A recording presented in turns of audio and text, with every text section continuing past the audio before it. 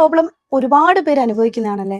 അപ്പൊ അത്തരത്തിലുള്ള ആളുകൾക്കുള്ളൊരു നല്ല സൊല്യൂഷനാണ് ഇതുപോലുള്ള പാഡുകൾ. ഇതിന്റെ ഡിസ്പോസിബിളും അതുപോലെ തന്നെ വാഷബിളും അവൈലബിൾ ആണ്. അപ്പോൾ നമുക്ക് ഈ ഡിസ്പോസിബിൾ ജസ്റ്റ് ഒന്ന് പൊട്ടിച്ചു നോക്കാം. ഓക്കെ, ഫസ്റ്റ് വൺ ഇങ്ങനെയാണ് ഒരു പാഡ് വരിക. അതിനകത്തേക്ക് രണ്ട് സൈഡിലായിട്ട് സ്റ്റിക്കർ ഉണ്ടാവും. നമ്മളിത് ഇടയ്ക്ക് മാറ്റുകയാണെങ്കിൽ നമുക്ക് നമ്മുടെ ഡ്രസ്സിലേക്ക് ഇത് ഒട്ടിച്ചു വെക്കാൻ പറ്റും. ഓക്കെ, ഇതുണ്ടോ, ഇങ്ങനെ നമുക്ക് ഒട്ടിച്ചു വെക്കാൻ പറ്റും. അതിനുശേഷം ഈ ഒരു ഭാഗത്തേക്കായിരിക്കും മിൽക്ക് സ്റ്റോർ ചെയ്യുക. ലൈക്ക് നമുക്ക് ജസ്റ്റ് ഒന്ന് വെള്ളം ഒഴിച്ച് നോക്കാം കേട്ടോ, എത്രത്തോളം അബ്സോർപ്ഷൻ ഉണ്ടെന്ന് അറിയാൻ വേണ്ടിയാണ്.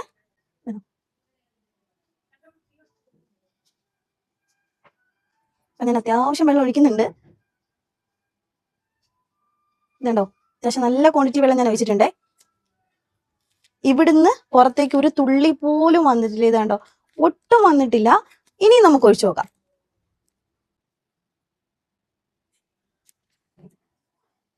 ഇതാണ്ടോ, എന്നിട്ടും ദേ ഇവിടെ ഒരു തുള്ളി പോലും വന്നിട്ടില്ല. ഇത് ഡിസ്പോസിബിൾ ആണ് കേട്ടോ, നമുക്ക് ഒരു തവണ യൂസ് ചെയ്യുക, കളയുക. ഇതിന്റെ തന്നെ വാഷബിൾ നമുക്കുണ്ട്.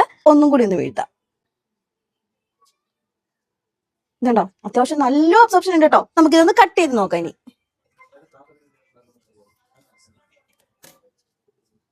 ഇതാണ്ടോ, ഇങ്ങനെയാണ് വരിക. ഒരു ജെല്ലാണ് കേട്ടോ വരുന്നത്. എനിക്ക് തോന്നുന്നു നമ്മുടെ ഡിസ്പോസിബിൾ ഡയപ്പർ അതേ ഒരു രീതിയിലുള്ള മെറ്റീരിയൽ ആണ് ഇതിനകത്ത് വന്നേക്കുന്നത്. ഇതുണ്ടോ,